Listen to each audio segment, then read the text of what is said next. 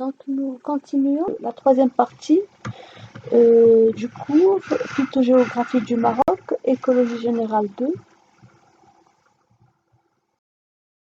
Alors pourquoi est-il important de faire des études phytogéographiques? Donc la composante floristique des écosystèmes naturels est d'abord un patrimoine national. Elle possède ainsi une valeur culturelle et esthétique. Donc elle joue un rôle culturel, un rôle esthétique. Le deuxième rôle joué par la composante floristique des écosystèmes est un rôle, ou bien, en fait, c'est une source d'approvisionnement pour l'homme. Alors, la composante floristique des écosystèmes nous procure les plantes alimentaires, les plantes médicinales, les molécules utilisées dans l'industrie pharmaceutique, etc. Donc, ce n'est pas que les légumes, les fruits et légumes. La composante floristique des écosystèmes ne donne pas que les fruits et les légumes. Mais non, il y a aussi les plantes médicinales qui sont utilisées dans les industries pharmaceutiques pour extraire des molécules bioactives. Donc il y a aussi le rôle de régulation vis-à-vis de l'environnement. Donc la composante floristique des écosystèmes joue un rôle de régulation vis-à-vis de l'environnement. Elle permet de réguler le climat, par exemple. Donc la végétation adoucit toujours les températures dans les milieux. Donc la composante floristique des écosystèmes assure également la séquestration du carbone. Donc c'est-à-dire elle capte le carbone, elle utilise le CO2 pour faire la photosynthèse. Donc la séquestration du carbone est aussi un important service assuré par la végétation. Donc sinon on aurait donc de grandes quantités de ce gaz à effet de serre qui est le CO2 dans l'atmosphère. Donc la végétation permet de réduire les taux de CO2 qui se trouvent dans l'atmosphère et par la suite réduit les conséquences que peut avoir ce gaz à effet de serre sur la planète en général. Bon. Alors cette composante assure aussi un rôle de support. C'est d'abord un habitat pour un cortège floristique colossal. Donc un arbre est habité par une grande quantité par des animaux et par des végétaux aussi, des végétaux qui sont épiphytes, qui peuvent s'installer sur les troncs et sur les branches des arbres. Donc, on en avait déjà parlé, en détruisant un arbre, on détruit toute une faune et une flore qui lui sont associées. Alors, cette composante floristique intervient dans la pédogénèse, dans la formation des sols également. Donc, ça, c'est juste à titre d'exemple. Ce sont des rôles importants. Oui, d'accord, mais seulement à titre d'exemple. C'est-à-dire que le nombre de services que peut assurer la composante floristique des écosystèmes ne peut pas être dénombré, quoi. C'est indénombrable.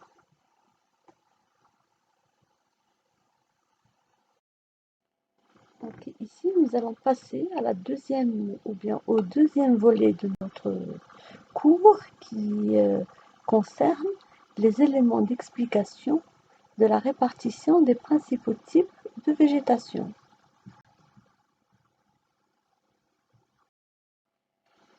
Alors les êtres vivants peuvent modifier leur aire de répartition en fonction des changements des conditions du milieu.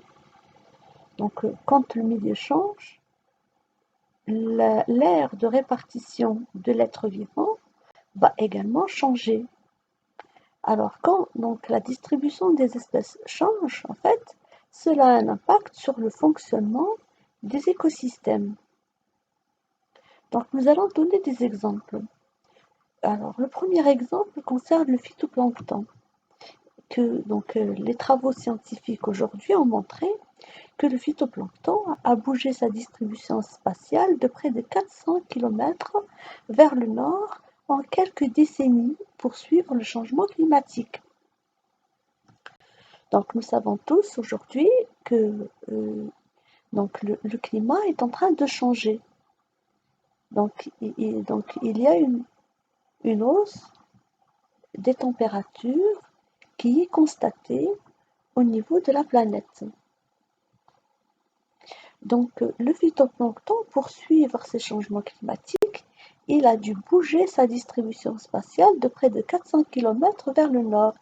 Donc il s'est décalé vers le nord pour s'adapter, donc pour suivre ce changement climatique. Bon, le deuxième exemple, c'est au Maroc. Alors, des études ont montré qu'une augmentation de 3 degrés C, donc de température, correspond à une migration altitudinale des espèces végétales de 500 mètres. Donc, quand la température augmente, les, les espèces végétales donc, euh, donc, changent leur aire de répartition, ils décalent leur aire de répartition pour suivre un peu, pour suivre un peu le changement de la température. Donc c'est une migration altitudinale des espèces végétales de 500 mètres donc vers le haut. Hein, c'est une végétation qui cherche la température qui lui convient le plus. Donc, quand la température augmente à un moment donné dans un endroit précis, alors la végétation a tendance à décaler vers le haut, hein, son aire de répartition pour suivre ce changement. Alors, la répartition des végétaux est déterminée essentiellement par des facteurs naturels et des facteurs anthropiques. Donc, nous avons d'abord les facteurs naturels. Dans les facteurs naturels, nous allons trouver les facteurs écologiques et dans les facteurs écologiques, nous allons trouver les facteurs climatiques. Alors, deux paramètres importants sont à prendre en considération essentiellement dans les facteurs climatiques, c'est les températures et les précipitations qui ont une grande influence sur la répartition des végétaux. En effet, plus le climat est aride, plus la vie végétale est difficile, plus la productivité du tapis végétal est faible. Donc au Maroc, les températures et les précipitations varient en fonction de trois gradients. Un gradient altitudinal, un gradient nord-sud et un gradient de continentalité. Donc le gradient altitudinal, hein, c'est que plus on monte en altitude, plus les températures varient, plus les précipitations varient. Alors le gradient nord-sud, alors plus on va du nord vers le sud, plus les températures et les précipitations varient également. Donc ces températures et ces précipitations varient également de l'ouest à l'est selon un gradient de continentalité. Donc voilà. Donc plus on monte en altitude, plus les températures diminuent et plus les précipitations augmentent jusqu'à une certaine altitude où ces précipitations deviennent sous forme de neige. Ça, c'est le gradient altitudinal. Alors, quand on passe du nord au sud, les températures diminuent et les précipitations diminuent aussi. Pardon. Quand on passe du nord au sud, les températures augmentent et les précipitations diminuent. Ça, c'est du nord au sud. Les températures augmentent et les précipitations diminuent. Quand on va vers le continent, c'est-à-dire du littoral vers le continent, l'ambiance devient plus sèche. Donc sur le littoral, l'ambiance est plutôt humide. Elle devient plus sèche quand on va vers le continent, de l'ouest à l'est. Donc Berger a subdivisé le climat du Maroc en plusieurs étages bioclimatiques. Alors le premier étage bioclimatique ici, c'est l'étage saharien. L'étage bioclimatique saharien, où se trouve le climax steppe normalement. L'étage bioclimatique aride où peut se trouver donc le climax steppe également. L'étage bioclimatique semi-aride avec un climax forêt, l'étage bioclimatique subhumide avec un climax forêt, l'étage bioclimatique humide avec un climax forêt et l'étage bioclimatique de haute montagne avec un climax steppe. Alors, ces climax ne sont pas, c'est-à-dire que dans un milieu, un étage bioclimatique semi-aride ne contient pas nécessairement un climax forêt. Il contient le climax forêt quand toutes les conditions du milieu le permettent. Hein, donc voilà, quand les conditions du milieu permettent l'installation de cet état climatique, hein, donc il est là. Mais ce n'est pas toujours le cas, c'est pas automatique. Hein. Ce n'est pas une chose automatique. Un étage bioclimatique aride donc peut contenir donc une végétation tout à fait dégradée et qui ne peut pas, qui n'a aucun lien avec le climax steppe. De même pour un étage bioclimatique subhumide, par exemple, où la forêt peut être très dégradée et ne peut pas donc être considérée comme un stade climax. Alors, donc dans ce cas, quand on dit climax steppe dans un bioclimat saharien, climax steppe dans un bioclimat aride, etc., ça c'est-à-dire que ce qui est potentiellement possible. Hein, donc, dans un étage bioclimatique saharien, ce qui est potentiellement possible est un climax steppe. Dans l'étage bioclimatique humide, ce qui est potentiellement possible est un climax forêt, etc. Des études plus récentes menées par Ashhal puis complétées par Benabid ont essayé de classer les formations végétales. Elles ont pu retenir un modèle d'étalement de la végétation, alors qui, d'après ces deux auteurs, semble correspondre le mieux à la réalité marocaine. Donc les étages de végétation adoptés au Maroc commencent par le Maroc saharien, alors ici représenté en jaune clair, ici, d'accord, c'est l'étage de végétation Maroc saharien. Ensuite l'inframéditerranéen, cette couleur-là, donc orange clair, donc voilà, de Safi à Sidi Ifni, et donc il est prolongé vers le continent, il se prolonge dans le Souss. Alors ça c'est l'inframéditerranéen.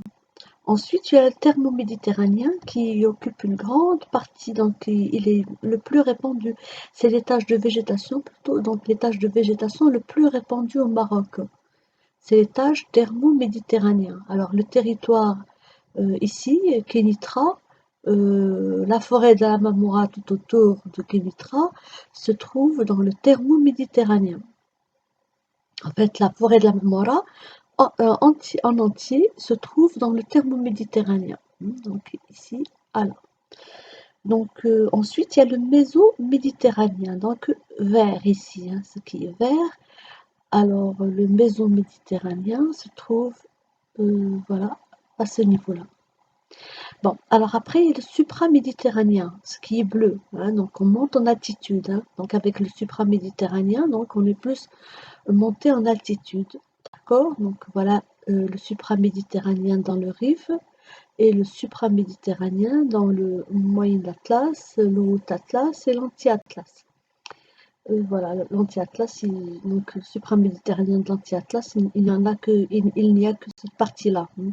Il n'y a que cette partie-là de supraméditerranée dans l'Anti-Atlas. Bon, ensuite, il y a le montagnard méditerranéen qui se trouve en altitude également. Donc, vous voyez, il se trouve en altitude. Ici, dans le Rif, on trouve quelques localités où la végétation appartient à l'étage montagnard méditerranéen. Alors de même, donc voilà, donc cette couleur claire, du violet clair, correspond au montagnard méditerranéen. Donc finalement, l'oroméditerranéen, c'est l'étage culminal, donc l'étage le plus haut. l'étage de végétation le plus haut en altitude. Il se trouve sur les sommets des montagnes, surtout dans le Moyen Atlas et le Haut Atlas. Donc voilà pour les étages de végétation. C'est une carte qui a été réalisée par professeur Benabid. Et voilà. Donc nous commençons par l'étage inframéditerranéen qui correspond au domaine floristique macaronésien. Alors ce domaine est caractéristique des îles Canaries et qui ne sont pas loin du littoral marocain. Alors, il est caractérisé par la présence d'espèces végétales généralement crassulescentes et à fil, mais contient également des espèces méditerranéennes. Alors, les espèces végétales crassulescentes sont des plantes grasses. Et quand elles sont à fil, c'est-à-dire qu'elles n'ont pas de feuilles. Alors, ces deux caractéristiques sont des adaptations aux conditions de vent très forts qui se trouvent dans ces zones du littoral marocain.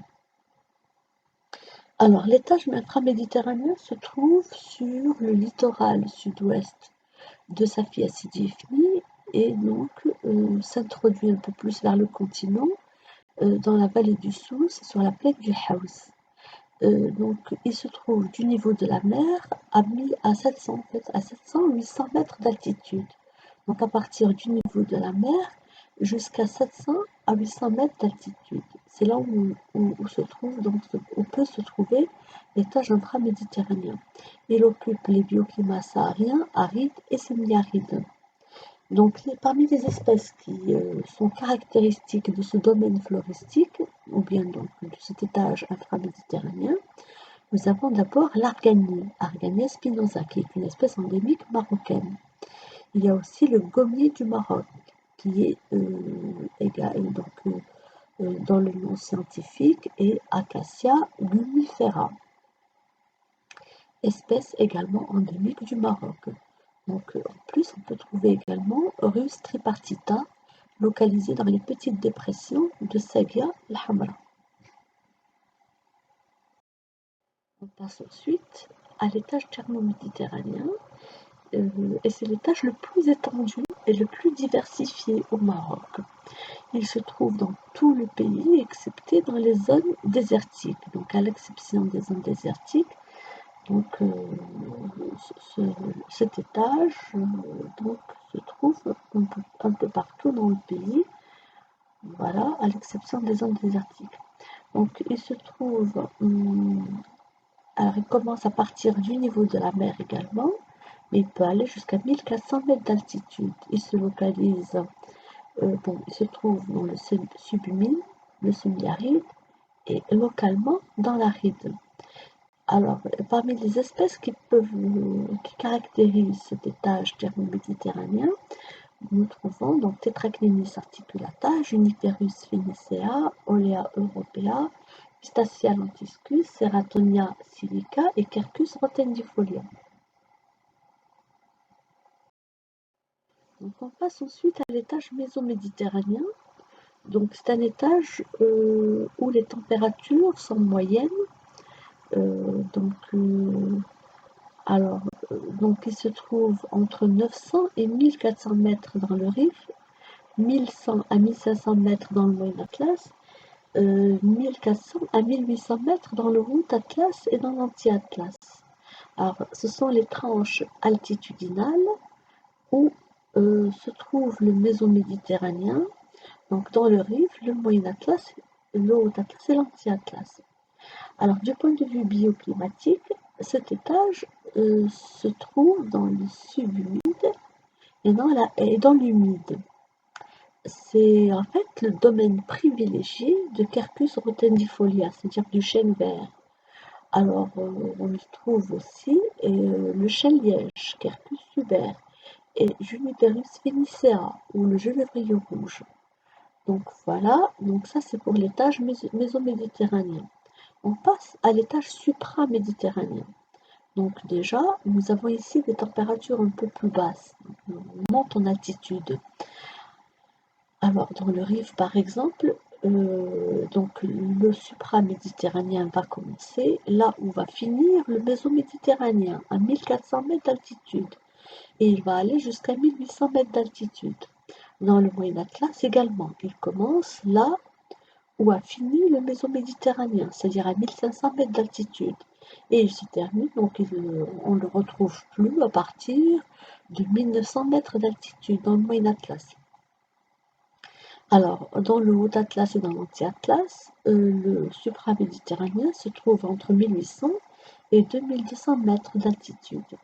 Donc, le supraméditerranéen est le domaine où on trouve le chêne vert, qui est Quercus rotendifolia, le chêne liège, qui est Quercus super, le genevrier rouge, qui est Juniperus phoenicea, Quercus faginea, c'est le chêne zen, et Cedrus atlantica, qui est le cèdre de l'Atlas.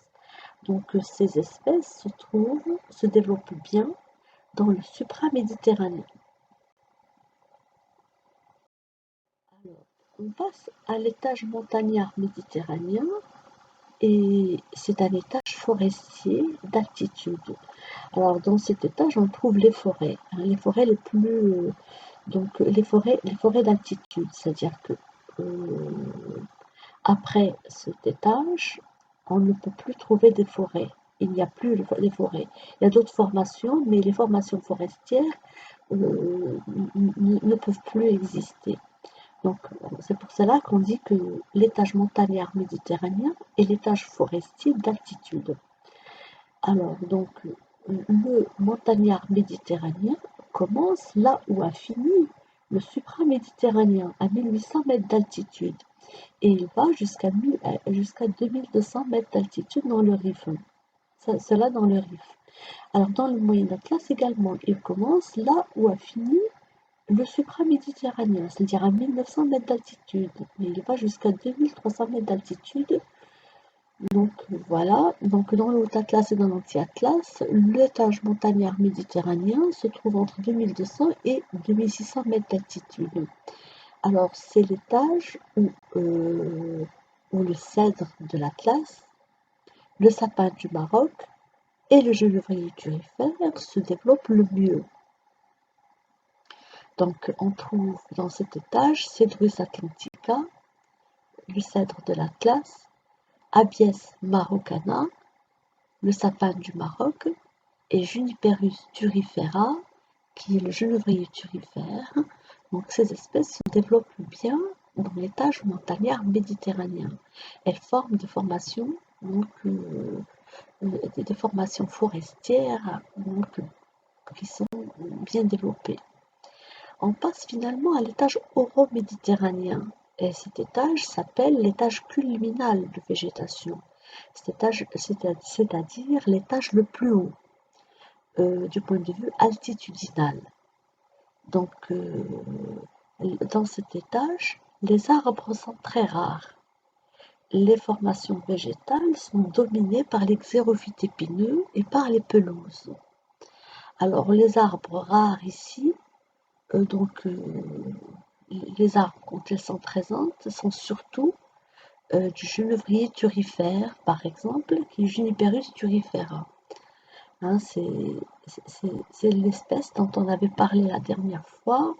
Donc, c'est une espèce qui peut organiser des steppes arborées de haute montagne. Alors, dans les conditions, dans les conditions écologiques, on avait parlé donc des facteurs climatiques. Maintenant, on va passer aux facteurs édaphiques. Alors, nous savons tous que les végétaux sont sensibles à la qualité des sols. Tout le monde le sait.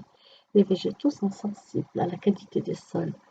Donc, la formation du sol est due à l'action combinée sur la roche, d'abord des agents atmosphériques, comme la pluie, la température, le vent, etc. et de la couverture végétale. Donc, le type de végétation qui se trouve sur ce sol. Donc le sol, la formation d'un sol est due à l'action combinée sur la roche des agents atmosphériques et de la couverture végétale. Donc le sol résulte donc finalement de l'altération physique, donc tout ce qui est cassure, donc fracture à l'intérieur de la roche, donc voilà, et chimique, tout ce qui est dissociation, donc par les acides, d'accord, donc ces dissociations par les acides provoquent des altérations chimiques de la roche. Donc, que ce soit l'altération physique et chimique de la roche, elle entraîne un processus d'effritement et de décomposition. Donc ensuite, nous avons donc le sol résulte également de l'apport et de la migration de substances organiques. Ces substances organiques proviennent par exemple des feuilles quand elles tombent. Les feuilles des arbres, quand elles tombent, elles sont décomposées par les micro-organismes. Ils vont donc ils seront décomposés en éléments donc solubles qui sont entraînés donc vers le bas, vers le haut ou latéralement, qui vont migrer, d'accord? Donc ils vont migrer dans le sol, donc elles seront entraînées vers le bas, elles peuvent être attirées vers le haut, et elles peuvent se déplacer également de manière latérale, d'accord? Donc voilà, nous avons des substances organiques qui sont apportées dans le sol et qui vont migrer selon le besoin de la plante. Et selon d'autres facteurs bien sûr, tels que le ruissellement ou bien les infiltrations, donc les entraînements par l'eau qui s'infiltre. Donc il y a également les activités microbiennes. Alors les microbes sont les plus grands décomposeurs. Ils permettent la décomposition de la matière organique. Donc si on n'avait pas ces microbes, donc dans le sol, on aurait un grand encombrement. Donc des cadavres et des débris de végétaux, etc. Heureusement que ces microbes donc, sont là pour dégrader toute cette, tous ces éléments-là, pour donc les restituer au sol.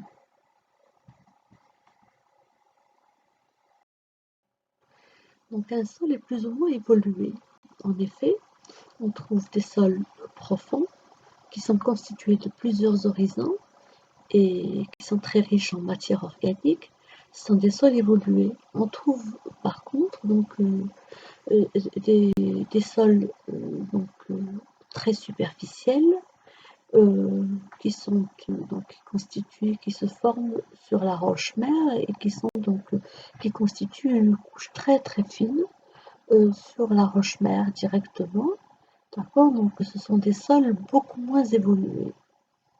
La qualité du sol en fait dépend d'abord des caractères de la roche-mère.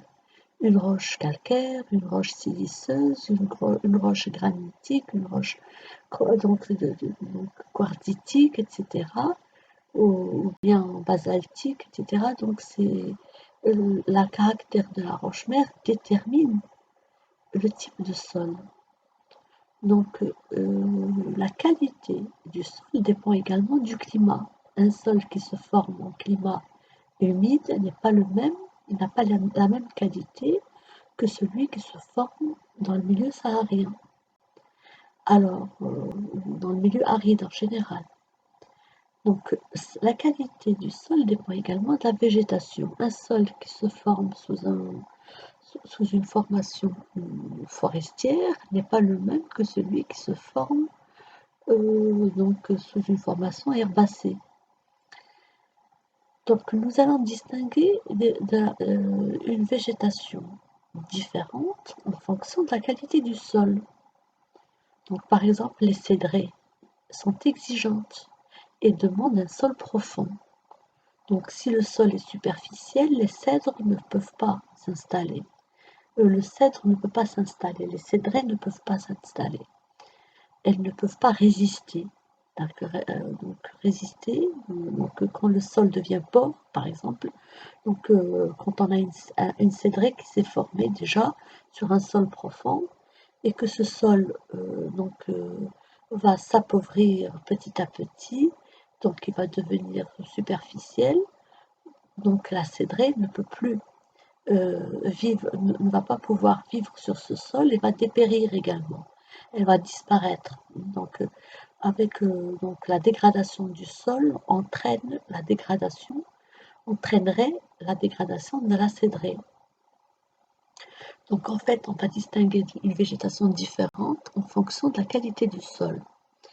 Donc le sol qui se trouve donc, sur les falaises rocheuses, donc un sol caractéristique, un sol qui est quand même superficiel, hein, donc, parce qu'il y a beaucoup d'érosion sur ces falaises rocheuses.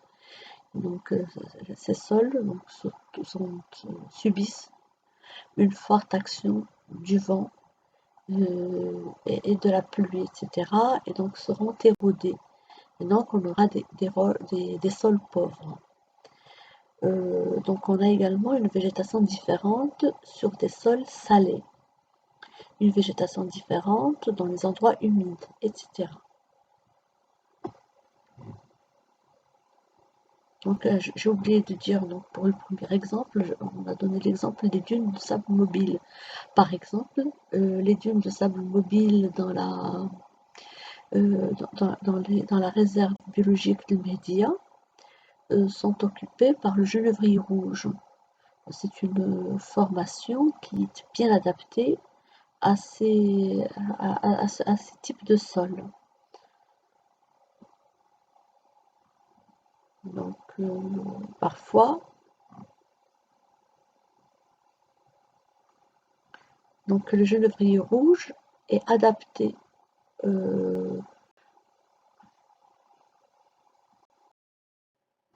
voilà, donc je viens de vous dire que les dunes de sable mobile qui se trouvent dans la réserve biologique de Mehdi a été occupée par le genévrier rouge. Ce n'est pas tout à fait vrai. Alors, pour que ces dunes de sable mobile puissent accueillir le genévrier rouge, elles devraient d'abord être fixées. Alors, donc, ce n'est qu'une fois elles sont fixées et qu'elles peuvent donc accueillir le genévrier rouge. Donc, ce sont les dunes fixées qui sont occupées par le genévrier rouge. Sur les dunes de sable mobile, nous trouvons surtout une végétation dominée par une graminée vivace qui est donc Ammophila arenaria. Hein, donc c'est une espèce qui s'adapte bien à la mobilité du sol, du sable, à la mobilité du sable au niveau de ces dunes. Donc il y a également d'autres espèces qui se trouvent sur ces dunes, qui peuvent se trouver sur ces dunes de sable mobile, telles que Retama monosperma, etc.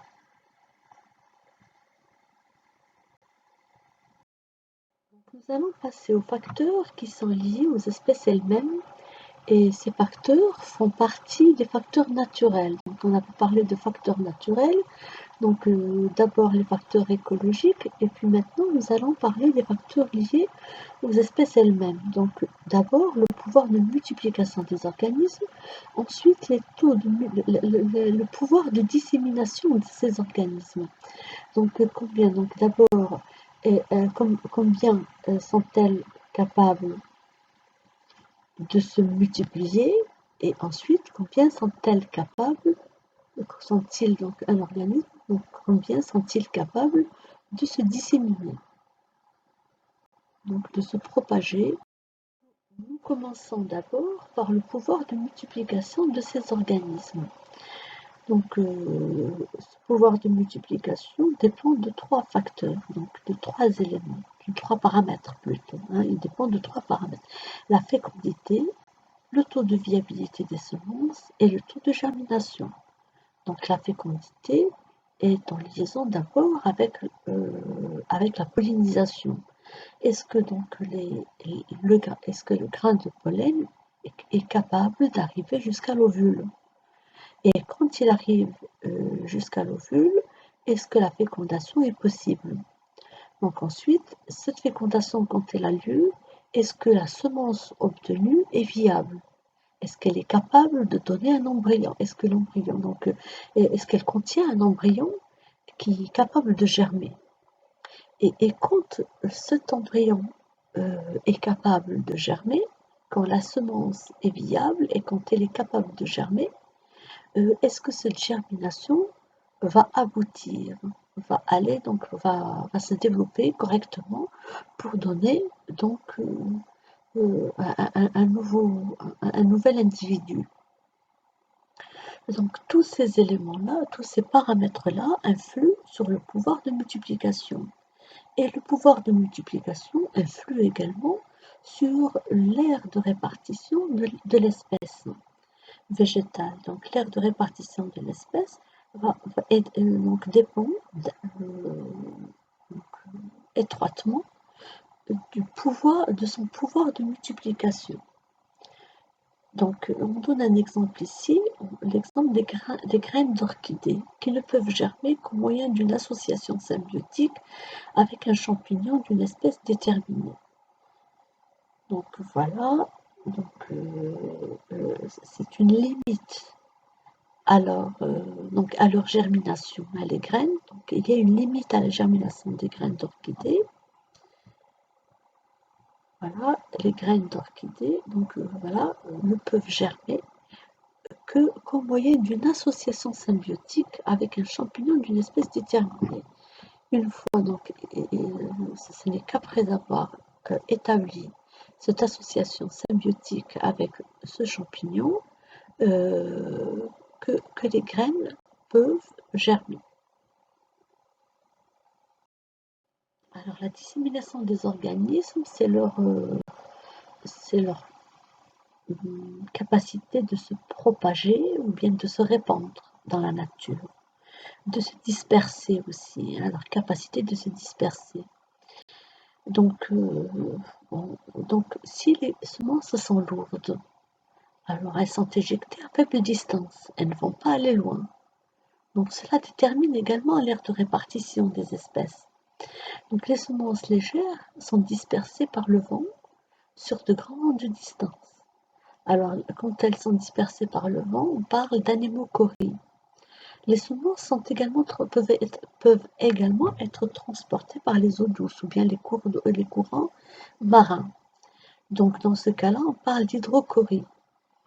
Et ces semences sont transportées également sur de grandes distances. Alors les semences peuvent également être dispersées par les animaux. Et cela s'appelle la zoochorie. Donc sans oublier que l'homme est aussi un agent de dissémination depuis la préhistoire. Donc, on a parlé des facteurs naturels, maintenant on va parler des facteurs anthropiques. Donc, anthropique, il y a le mot anthropos, c'est-à-dire homme. Donc, des facteurs où l'homme joue un rôle prépondérant. Alors, ces facteurs sont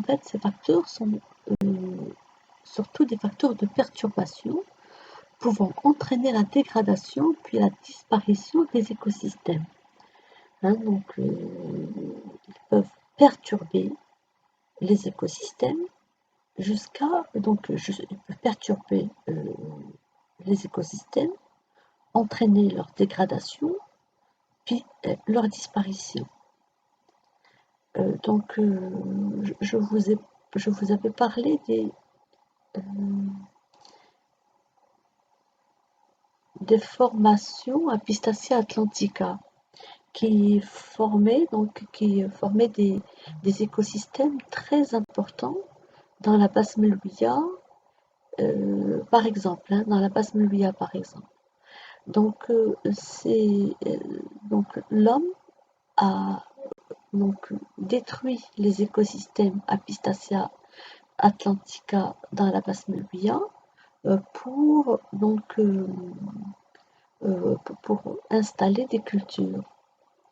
Donc voilà, les facteurs anthropiques, en fait, c'est des facteurs qui perturbent, qui peuvent commencer par perturber, mais qui peuvent entraîner la dégradation, puis la disparition des écosystèmes. Donc la dégradation, cette dégradation serait liée au recul des limites des formations, à leur éclaircissement, allant jusqu'à la déforestation et le défrichement. Donc la dégradation peut être également liée au surpâturage. Donc quand on parle de surpâturage, il y a le mot sur qui veut dire donc un pâturage qui est excessif, qui dépasse les limites de la formation végétale. C'est-à-dire que la formation végétale ne peut pas supporter ce pâturage. Donc le pâturage en lui-même est bénéfique pour la forêt. Mais c'est le surpâturage qui n'est pas bénéfique. C'est-à-dire quand le pâturage dépasse les limites que peut supporter la forêt, ou bien la formation végétale en général, c'est là où se pose le problème. Donc la dégradation serait liée à l'exploitation industrielle aussi. Donc voilà, ça c'est juste à titre d'exemple, mais les perturbations humaines, les perturbations liées aux activités humaines, sont très nombreuses.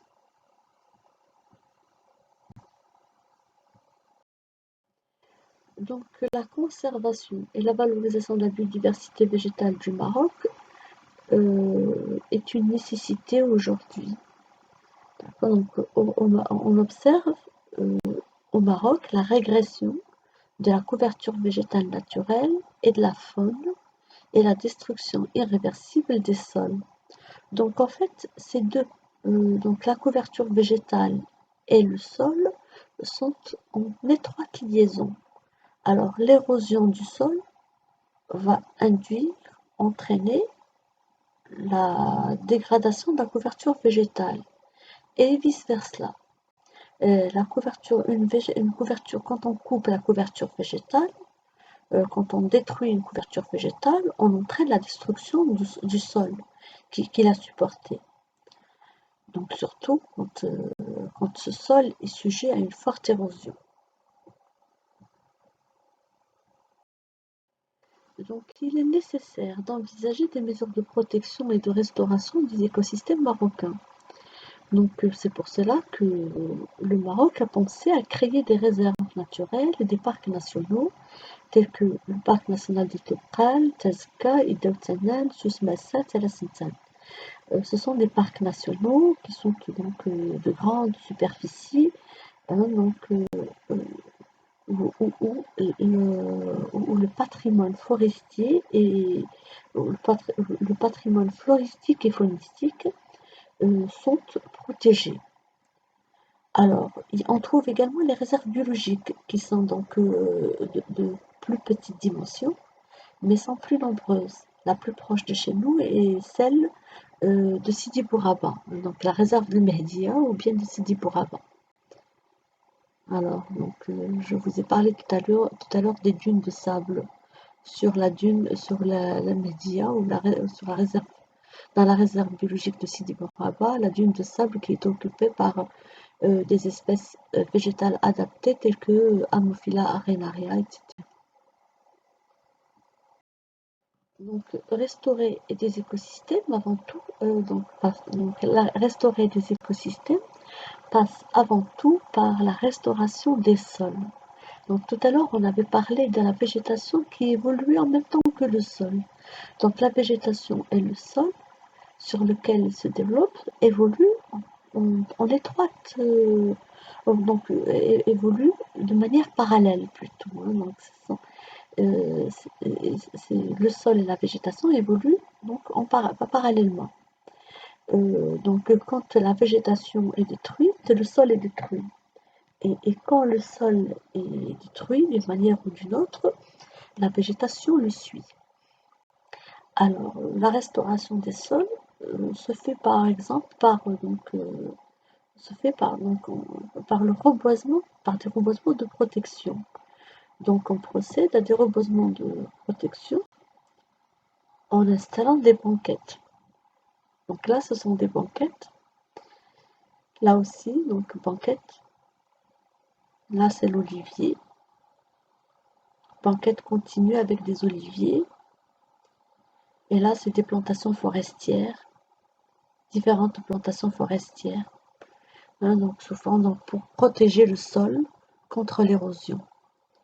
Donc, c'est comme cela qu'on peut donc restaurer des sols en faisant des reboisements par l'installation des banquettes. Donc, la restauration des forêts se fait aussi par des reboisements ou bien la reforestation. Donc, la restauration des forêts, elle réussit mieux quand on réintroduit les espèces animales sauvages. Donc, le problème au Maroc se pose au niveau du choix des essences de reboisement. Le critère adopté est d'ordre plutôt économique. On pense surtout à utiliser des essences à croissance rapide pour faire ces reboisements. Donc, les essences à croissance rapide sont privilégiées dans les reboisements. Donc, dans l'exemple de l'eucalyptus ou bien des acacias qui sont très utilisés autour de nous dans la forêt de Marmora.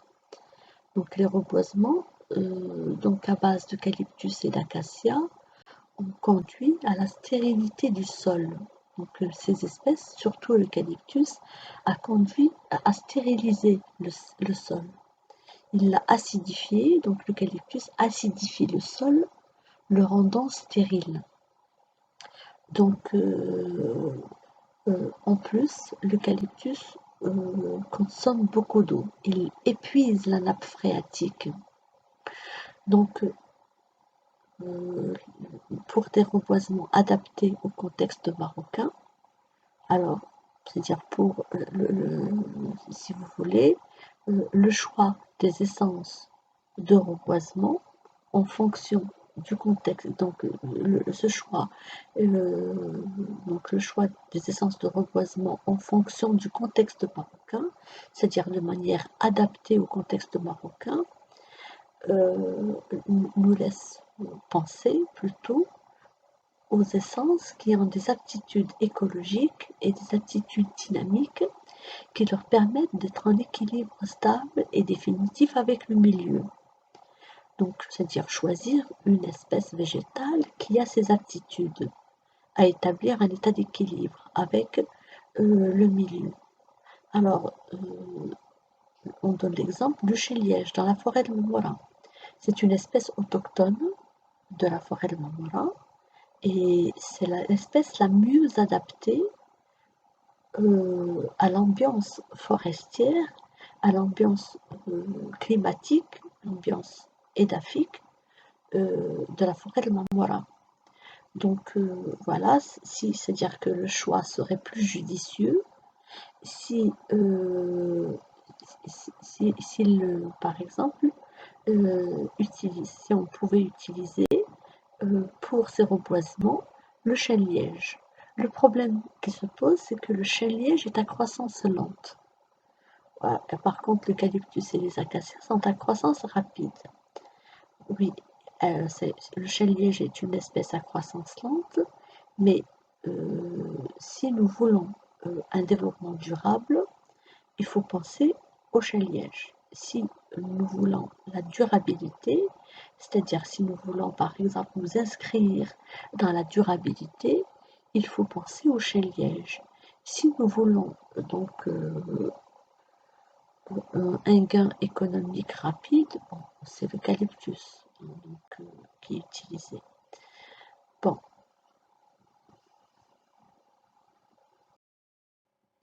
Donc je vais commenter cette carte qui montre les zones bioclimatiques du Maroc réalisée par professeur Benabid. Donc elle montre on commence par le bioclimat saharien qui se trouve au sud du Maroc, donc toute la partie sud du Maroc. Le bioclimat aride qui se trouve ici, donc quelques localités ou quelques zones dans l'oriental, ici entre Safi et Marrakech. Donc on trouve également le bioclimat semi-aride. Le semi-aride se trouve donc donc occupe une grande partie du Maroc Nord. Il y a le bioclimat subhumide. Alors le subhumide, il va donc, on le trouve à Rabat par exemple, Kenitra, Tanger, donc un peu partout sur cette partie-là, hein, dans le plateau central, le Moyen Atlas, le Grand Atlas, et un peu ici dans l'Anti-Atlas. Donc ça c'est le subhumide. Le bioclimat humide qui se trouve dans le Rif, en altitude, donc, et se trouve également dans le Moyen Atlas ici, donc les sommets, surtout au niveau des sommets des montagnes, hein. Donc ça c'est l'humide. Donc le perhumide, on le voit bien ici dans le Rif. Normalement, on devrait trouver quelques taches aussi dans le Moyen Atlas et dans le Haut Atlas, hein, donc on devrait trouver quelques taches de perhumide.